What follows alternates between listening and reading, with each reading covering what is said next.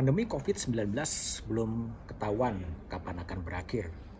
Memori itu, jika kita membuka sejumlah arsip mengingatkan kepada sebuah pandemi dalam bentuk lain, yaitu letusan Gunung Tambora pada April 1815. Dilaporkan pada waktu itu letusannya betul-betul mengguncang dunia.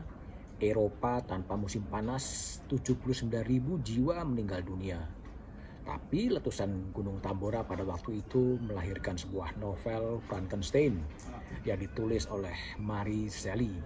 Bumi tanpa musim panas melahirkan temuan jenius, sebuah sepeda. Ada juga puisi karya Lord Byron berjudul Darkness yang bercerita soal semesta yang gelap. Ia menyebut masa itu ibarat mimpi tapi bukan mimpi. Ketika terjadi wabah pes di Aljazair, Albert Camus kemudian juga melahirkan sebuah novel La Peste atau Sampar. Kini tahun 2020 bangsa-bangsa di dunia juga sedang berhadapan dengan pandemi. Termasuk di Indonesia. Indonesia sedang berjuang untuk menorehkan sejarah apakah bisa menaklukkan pandemi atau tidak.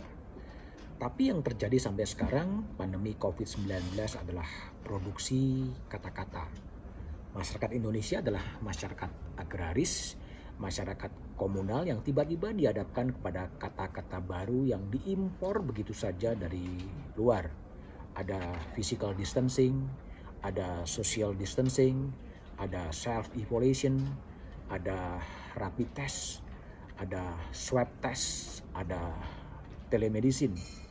Narasi itu berseliweran di ruang-ruang publik.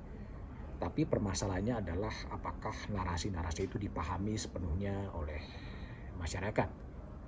Akronim pun bermunculan. Ada akronim PSBB, pembatasan sosial berskala besar. Ada juga PDP, pasien dalam pengawasan.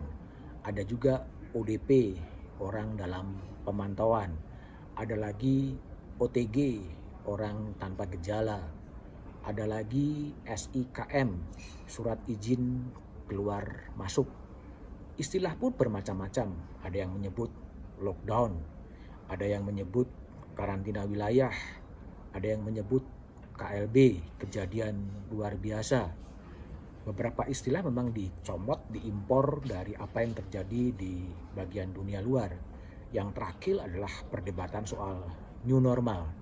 Tapi juga ada diksi-diksi yang memang diambil dari lokal, dari kearifan lokal seperti Joko Tonggo yang diperkenalkan oleh Gubernur Jawa Tengah Ganjar Pranowo.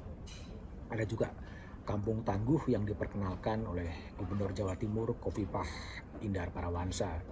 Diskursus muncul dalam ruang-ruang publik. Orang berdebat soal new normal. Tapi kadang-kadang pemahamannya bisa berbeda-beda. Inilah yang mengingatkan ungkapan Sultan Takdir Ali Syahbana bahwa bahasa Indonesia dalam puisi itu ibarat sebuah kegirangan saut menyaut, kicauan burung-burung di hutan, merdu didengar tetapi tidak tahu apa maksudnya. Kita coba lihat pidato pejabat di pusat dari daerah mengalir lancar. Kita memasuki era new normal, waspadai gelombang kedua. Gelombang kedua dalam era new normal memang menjadi pertanyaan apakah gelombang pertamanya sudah ada. Faktanya dalam laporan harian masih 1.000 orang yang kemudian terinfeksi positif virus corona dan gelombang pertamanya pun sebenarnya belum nampak. Tapi perdebatannya sudah masuk kepada gelombang kedua, second wave. Narasi waspadai gelombang kedua ramai. Kalimat itu seakan-akan menggambarkan bahwa puncaknya sudah dicapai, padahal kenyataannya belum.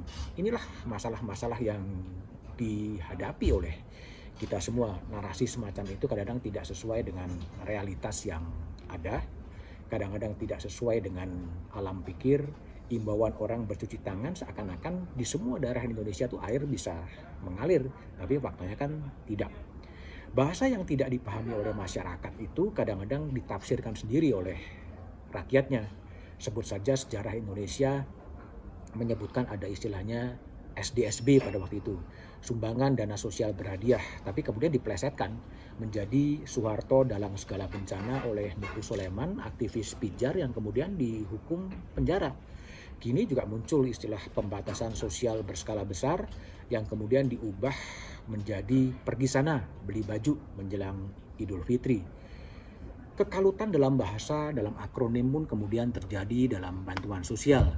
Dalam kamus bantuan sosial ditemukan istilah KPM, Keluarga Penerima Harapan. Ada BLT, Bantuan Langsung Tunai. Ada lagi PKH, Program Keluarga Harapan. Ada lagi BMNT, Bantuan Keuangan Non-Tunai. Ada pula akronim soal bansos khusus, kartu sembako, padat karya tunai. Begitu banyak akronim-akronim yang kemudian ramai diperbincangkan. Memang pertanyaannya, kenapa tidak disederhanakan? Semua bantuan-bantuan itu ditarik di tangan presiden sehingga kemudian menjadi lebih luas. Jika saya meminjam istilah seorang cendekiawan, Daniel Dakide, akronim itu memang tidak menambah informasi kecuali bagi orang yang menemukan dan orang yang membentuk kata-kata baru. Namun daya tariknya luar biasa seperti kata new normal, membuat orang tidak memperolok, kegirangan saut menyaut menjadi kicauan burung-burung di hutan. Karena saat bahasa itu diproduksi, bukan pemahaman yang mau dibangun, tapi justru ketidakpahaman itulah yang kemudian dinantikan. Nah, yang jadi masalah adalah bahasa-bahasa yang tidak dimengerti, itu ibarat kata-kata magis yang membuat bangsa ini seakan-akan kehilangan kesadaran bahwa ancaman corona itu masih nyata dan masih ada. Tapi apapun, janganlah pernah lelah untuk mencintai Indonesia. Sampai jumpa pada episode Budiman edisi berikutnya.